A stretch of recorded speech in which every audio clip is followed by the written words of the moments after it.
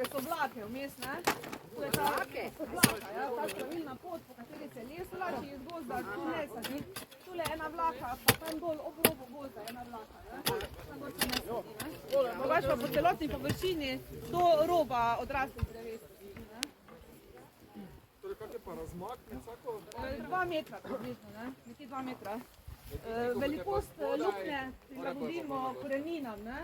Velikost prilagodimo koreninam, da v bistvu celotno sadiko spravimo noter, pa najprej malo fine zemlje damo na korenine, taka mokra je zelo primerna. Zdaj imamo srečo, ker je bil dež, oziroma ker dežuje, bodo se zelo lepo prijele sadike. Če je v suši sadna, je tudi lahko problem z izpadom. No, ful pa še dobro dežuje. Treba je odlično dežuje, ne? Snežno, zapino zemljo damo gor, tako lahko bolj grobo. Dobro, Na koncu pa je treba sadiko pohoditi.